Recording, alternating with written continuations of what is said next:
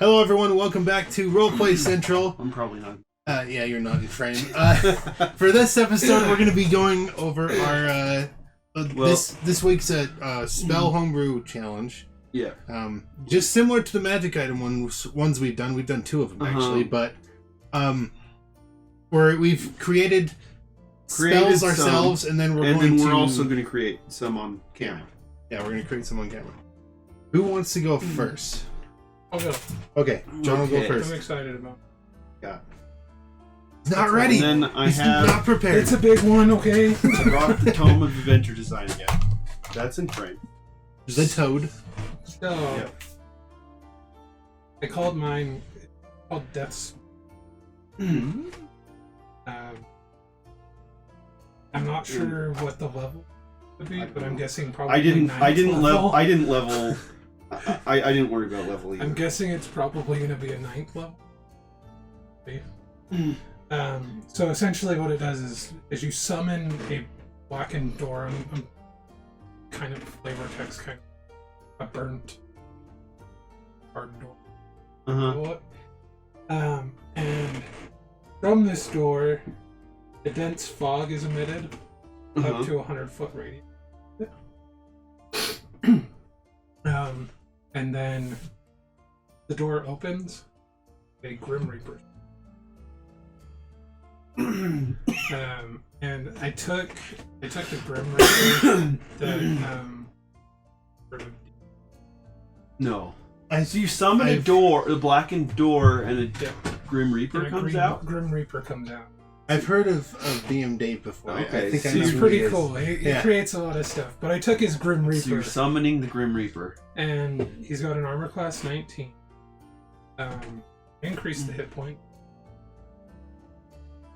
But he's got speed cast. 202 hit points, or you can do 12d8 plus 100. And he has and he hovers, but he got like damage, resistance, bludgeoning, piercing. So do you have control over him, or is he? That's just what I'm loose? trying to debate. Oh. But then he's got damage immunity, fire, cold, poison. Also damage resistant from non-attacks. He has condition immunities. I agree that it should be a 9th level. I agree that it should be 9th level because this is a lot. Because, well, I mean, it could. I could go as low as 8th level. Well, you haven't heard the rest. Really? How much more is it? He's just reading the. So then in DM Dave put a challenge rating 10 on him. Yeah. So, and then he has innate casting. Really? So he can basically cast at will cast charm, inflict wounds, sleep. Holy. And then once per day he can use greater invisibility. This sounds terrifying. He has advantage on saving throws against spells and other.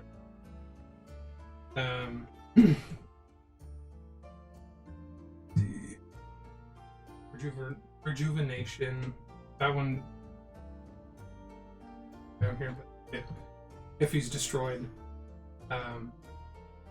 he basically for an hour.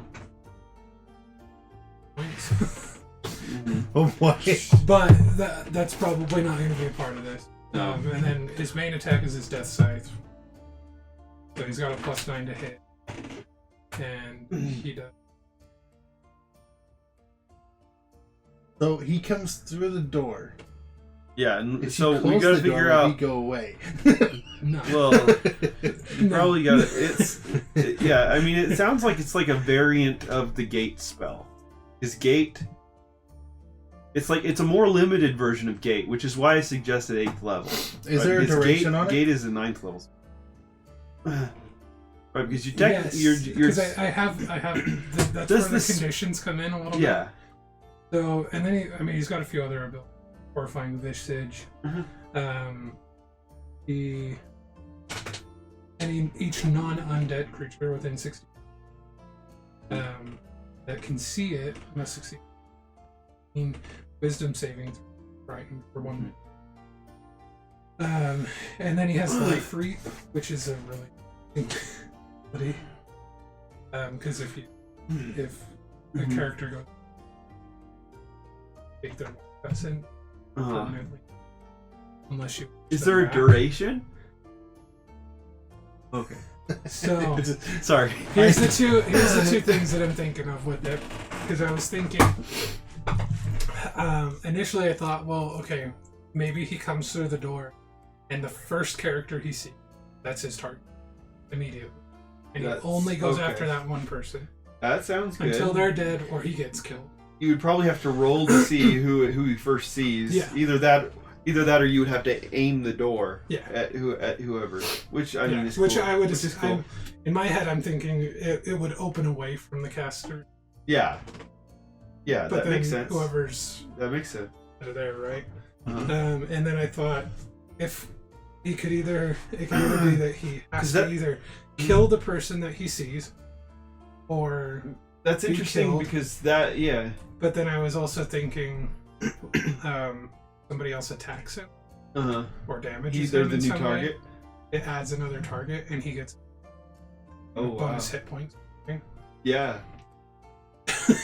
Because that eliminates the need for it to say whether or not you control it or not. Yeah. Because like that's sort of like an automatic thing. So I like that. I mean, those are kind of the things that I still have to. So, Well, that sounds cool. is whether or not he just has one single target, and as soon as he kills that person, I or either he dies. I mean, if we were porting that into 5e, I would say it. I would probably say 8th level, actually, because like I said, it's a variant of. Well, it sounds like a variant of the gate spell. Gate spell, it can summon anything, right? And if that's a 9th level, if you can summon anything at 9th level, right, then summoning one particular thing makes sense. I think sounds like eighth. Like even though it's so powerful, right? It's still. But well, my other thought was just a warlock. That's true. Could be only And warlocks. what's their max? I don't think they get. I would also give it to death clerics. Yeah, death cleric. What's its 60. What's a dragon? The Grim Reaper. That's cool though. Yeah. But then another caveat would be also like, even if you were to run away, he'd still be chasing you, no matter what. Keeps chasing until you're dead, or whatever whatever his target is. I like it. Even if you, like you're permanently thing. That's cool. That's something I do. 100%. A cool creature. All right. Well, should I do mine? Yeah, and then I'll read mine after. Okay. So I came up with mine with the maze rats system, which is I printed off the spell creation for maze rats, but basically I rolled the words maddening chariot, and what that made. Have you guys seen the movie The Mummy? Yeah. No. Not seen The Mummy? Brendan No. Fraser? Nope. Anyways, during the climactic fight with the mummy, right? Either in the first one or second, I don't remember. But the main one of the main characters is reading off spells in the Book of the Dead, trying to figure out how to beat this thing. She's reading them out loud, and anyway, she accidentally says a spell, right? That summons this chariot that rides through the battlefield and sort of takes his soul away, right? And I thought of that when I heard maddening chariot. So like what I'm thinking is it summons a spectral chariot like that, right? But in a line. And anyways, I also rolled on a couple other tables and came up with that it causes mutation. So basically, anybody caught in the area of the chariot has to make a wisdom saving throw, or the actual mutation I rolled for is grow additional heads. So they grow 1d3 additional heads. Is what I decided. So I don't know what level that would be, right? But it's like it's a permanent effect. And I see that'd be so be fun. You just have a wizard just going that's around where casting that in town. That's where I got the Does idea. it deal damage or anything? No, they grow extra heads. It's like I was telling him earlier. It's gonna mess them up psychologically. It's like I was telling him earlier. Some people walk in with one head and they come out. You with remember three. that moment from that movie, though, right? Where the chariot rides through and it takes his immortality away. Yeah. Right. And I'm thinking the chariot rides through and anybody who fails the save just grows extra heads.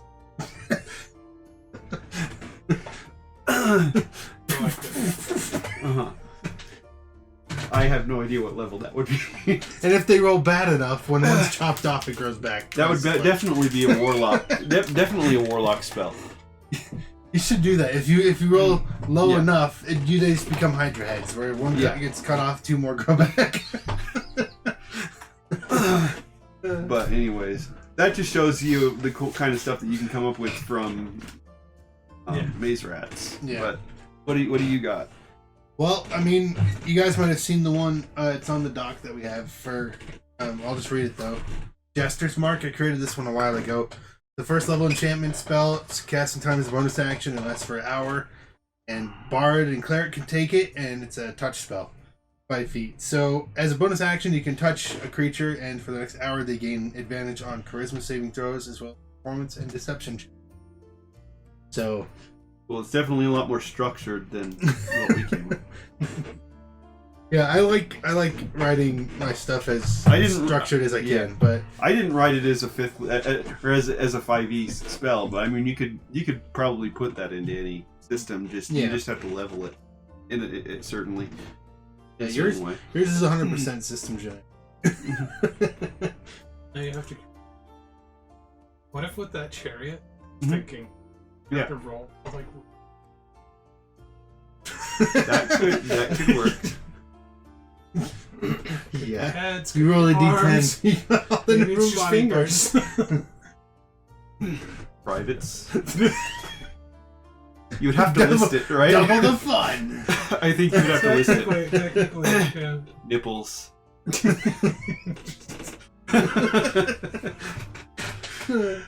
be funny. Teeth. All right. So the next one I have is because since we just barely finished a game, a one shot with I was playing a ranger and I had literally I had no idea how I was supposed to deal more damage than I was dealing because I dealt next to nothing in terms of damage compared to the table. Any damage. I just felt ranger was a little weak, so I gave them a spell and actually a couple of spells. This one's called Arrows of Swift Wind. It's for rangers or rogues. The 3rd level transmutation spell. It's a bonus action. Its range is self, and its components are vocal and material. You have to have a large tree leaf to cast this spell. But then it lasts for a minute, and you imbue your arrows with the swiftness of the wind, allowing them to strike with incredible speed for the duration. Your ranged weapon attacks have a +2 bonus to attack rolls, and they deal an extra 1d6 force damage on it. Cool. What level is it again? 3rd level transmutation. Cool. Nice. Yeah, I like it. Then I just realized on Jester's Mark, I didn't put components or anything. And then the last one I have is Nature's Guardian, which is the 4th level abjuration spell for rangers, clerics, and druids. It's an action to cast, and the range is touch, and it's vocal, somatic, and material. You have to have a piece of bark. Cast it. It lasts for 10 minutes, and the description is you touch a willing creature, infusing them with protective energies of nature for the duration. The target gains resistance to non-magical bludgeoning, piercing, and slashing damage, and they have advantage on saving throws against being charmed or frightened. Cool. They're all buffs. Yeah, I like buffs. But yeah, those are my spells. So I mean, they were just kind of meant to help with Ranger. Those last two. Yeah, no, that's cool. They are good. Supposed to help. They are good. There's nothing wrong with them. They're good.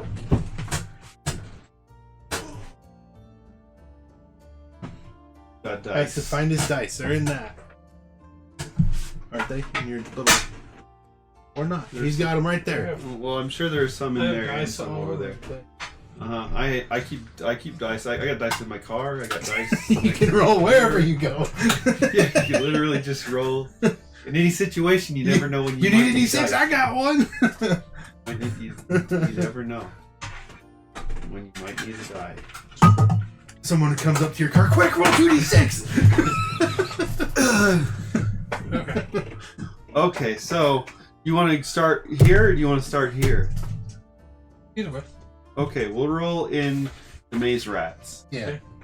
Roll 2d6. Now this is going to give us a 2-word prompt, basically, and we're going to have to build a spell from the 2. Okay. Got a 2 Okay, and then roll one more time. and another 2. Good dice. 2. Okay. Now roll another 2d6 and tell me what each number is. 4. Say if you rolled the 1, they love Blossoming. And then roll 2 more d6 and tell me what each one is. 6. Blossoming storm. Ooh. Well, I mean that sounds simple enough. Like you conjure a storm, or I don't know. What do you guys think? Storm of flowers. Like I think of just like conjuring a storm, but I don't know. Yeah. We could roll. Well, I mean, do you want me to give us a random prompt? Go with it. Sure. Yeah. Let's try it. See if that makes sense. Consumes something. You have to, maybe you have to make a physical sacrifice to be able to cast it. Well, maybe. What if it's like a purifying storm? Like it removes all like disease and stuff in its maybe path it removes and, like it could like remove like a curse from or something. Yeah. What do you think? Yeah, that's what I'm thinking. And it would make sense that it requires some life to cast it. What do you think? I'm thinking like rage almost. Oh yeah? Like a rage. If it was like a storm in your head. Yeah, I mean it could be. You're just strict and confused for a while. Well, no. What if it's like you rage, and as the longer you're, Okay. You know what I mean? Mm-hmm. What would be funny is if you deal more damage, but all of your attacks are chosen by the DM at random. Another thing would be like you deal more damage, but like the consume something, right? That indicates that like the longer you're in the state, the more of you is lost. And basically, if you're in the state for too long, you become stuck in this. Yeah, I like that. I don't know. It can What consume if, like, your the literal later- sanity. Yeah, I like What having. if at, like later points, start seeing. Yeah. If you keep it going long enough. Yeah. So Yeah. it's kind of like it consumes your so it's your kinda literal, like sanity. a Craven Edge situation where like how the sword craved blood and it forced you to go and attack stuff. Like, Could be something like that, definitely. Well, like, yeah, I'm saying like over. But it's a spell. Over Yeah, you know, but maybe yeah. it lasts turns or whatever, and each turn you stronger, but You also lose You it a little bit start- more. yeah, Or more. and maybe you start attacking or, you know, Okay. just whoever's the closest near you, you know. Uh-huh. Okay, I have an idea about the next one. So that would actually be a good thing to hook to a barbarian. Mhm. Something like that, yeah. So I got an idea for this next one. So let's do this again. So roll 2d6. Tell me what each number is, and do it again. 3, 5. Okay, now do it one more time. Blood.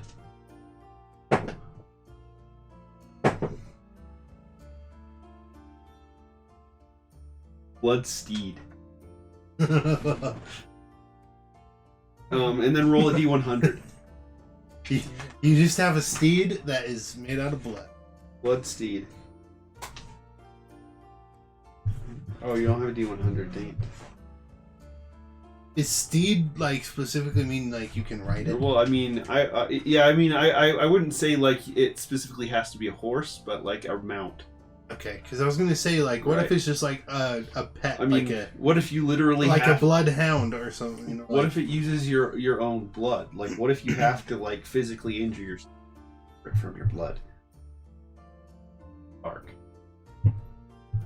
or how you control it is the longer you use the steed, Or it's a it takes vampire steed. more from you.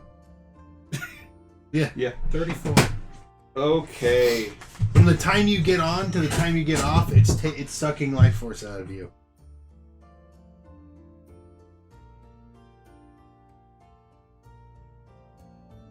Steed. Okay. That's All I too got here simple, was John. create smell. Just kidding. Smell iron? Yeah, I guess you would smell just iron. It smells iron. irony.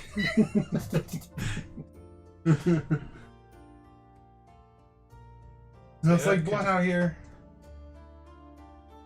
Shadowmeter almost, but just Just like dripping with blood. yeah. Just summon a scary freaking horse. Yeah. Maybe it has a thing as it gets closer to people. Yeah. But they have to be able to smell it. We just gotta make sure we also write in that it can run up 90 degree Celsius. Run Yeah. up 90 Yeah. degree. It can run Alright. right up a mountain. Okay, roll 3d100s. Tell me what each thing is. This is an attack spell. 50. Okay. 57. Freaking Mist is the name of the spell. And what was the third one? Or 57, sorry. Freaking Mist, and it has a frost effect. That's fun. Freaking mist. So like, yeah. Version of So like you conjure Well, it's just not- you conjure this of, mist like, in an fog area, cloud, right? What if it's like? Similar to fog cloud, but like it you just conjure mist. reduces movement. What if it's just like in the movie The Mist, where inside is just some weird creature or a swarm, and it just like mimics the sounds of all of the eight things. That's why it's.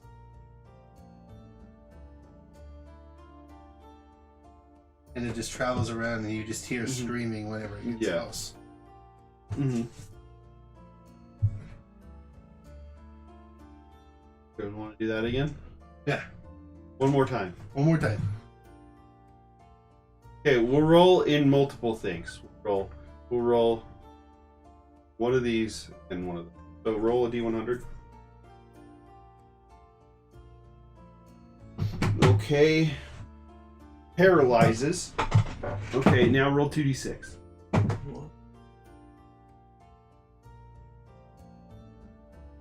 Okay, now roll 2d6 again.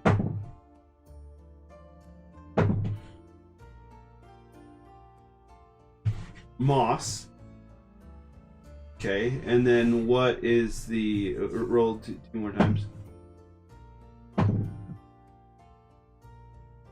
Moss crown. Paralyzing moss crown. So What, here's just a something paralyzing. interesting. Yeah, like it just conjures That like thing. a fungus on a target or on a target area, and anybody caught in it that fails the save gets paralyzed. That's what I think. Yeah. What do you think? What were you about to say? I was gonna say something different. That works. What were you gonna say though? Yeah. I was that immediately in my head brought up. I don't know if you guys have seen. I haven't. But I'm probably not gonna see it, so. Spoilers. Yeah, spoilers ahead for that if you haven't seen. There's a part in near the last few episodes where I've probably been off camera this whole time. where they're traveling through the underworld and they come across, I forget what the place is called, Greek mythology, but it's a forest made up of people that are like, you know, are being punished for what Those are like hell? in their life. Well, it's a sort of like that, but they're literal. They are literal trees, and they are stuck there, having to see all passersby, for the eternity. Mm-hmm. I mean, it could be somewhere in Hades. I'm right? Or- describing it a little weird, but like that's the first thing that I thought Yeah. of the second you guys have mentioned. Mhm. Paralyzing monster, like immediately that came in my head. So I don't know if we can incorporate that at all. I don't know. But we'll have to write these down. Yeah. Luckily, they're all recorded. You want to keep going, or do you want to call it? Well, we've been going for about 25 minutes. We can do another one. Yeah. Get You want to to do the one more? half-hour mark. Okay, this time we'll roll in this, and then we'll just open to a random page and Okay. see if wrong. Okay, 2d6, John. What was that index 6. card you had? Wasn't that first spell too? And 5. That was just notes I had on another spell creation system. Oh, okay. 6-5, you said? Okay. Now roll 2 more d6.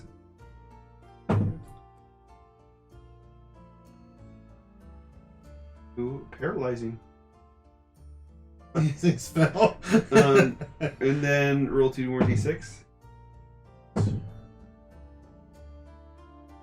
Thorn. Paralyzing thorn, and then what's a number? What's a page number?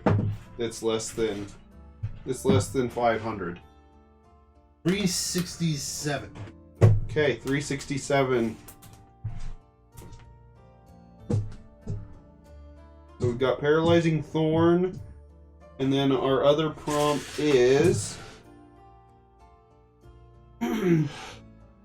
deceptive sculpture.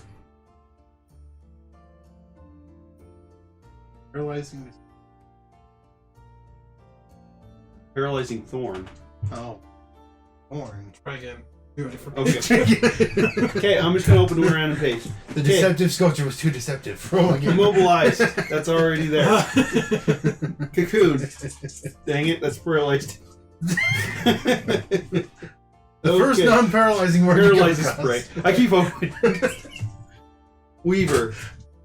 I'm just gonna start reading down. Circle of fire. A droplet can be lethal. A characteristic of the ox. Oh no, not again. A meeting of alchemists. A very tall hat. Chains. Dangerous method. I like Anything a very jumping tall out of hat. Nothing. Will o' the wisp. My vote is for a very tall hat. Gems in webs. Gems and webs? Gems in webs. Find the symbol. Forgotten God. Methods. Mummified. I'm gonna be honest, I forgot I don't what know. we're trying to accomplish here. Paralyzing. All we have for sure is paralyzing thorn. Okay, that's why I was confused. Soothing. Pattern of rocks. Rocks. Crocodiles. Take any of those words. We just stick with paralyzing thorn. Okay, paralyzing thorn. Let's roll for a mutation. Okay. Okay, roll 2d6. Okay, that makes sense. 5.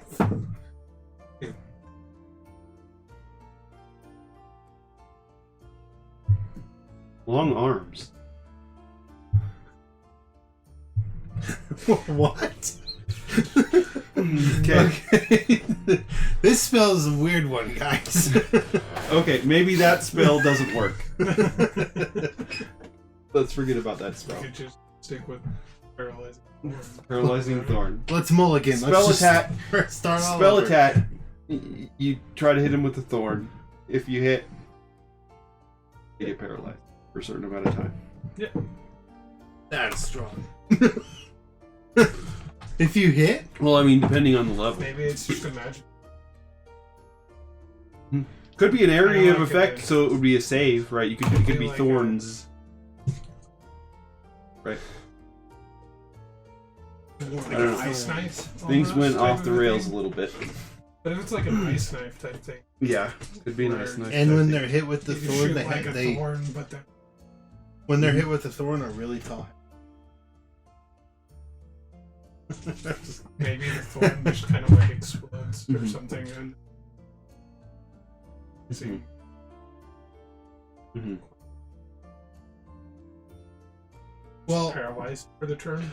I don't know. Their next turn. well, it should just poison. until their It should. until your next turn. It should just deal some damage and then poison them. Well, I Thorns. mean, paralyzing though. You want it to paralyze. It can be higher level. Yeah. You can Well, always no. adjust. Do that, and poison them. Yeah, you could do that. Poison damage. Well, if you kept it low, then you could. Yeah, but I mean, you could Paralyzes it. you could just shorten the duration of the paralyze to like 1 round or something like that, Until and your still next- keep end of the your level. next turn or something. Yeah, you could keep the level pretty low if you did. Yeah. And maybe it only does damage to the initial person. that hit Yeah. this person. Okay. Yeah. Well, we've traded some good Yep. spells. Last one was a little weird, but last one was hey, a little it weird. ended- We ended kinda up got being- lost. it ended up making sense in the end. That's all that We matters. got But lost. but that's gonna be it for this episode. Thanks everyone for watching. Make sure you like, share, and subscribe on YouTube and on the RSS feed, and keep sharing the podcast around. Thanks for all the viewership that we are getting, and yeah, we'll see you guys in the next one.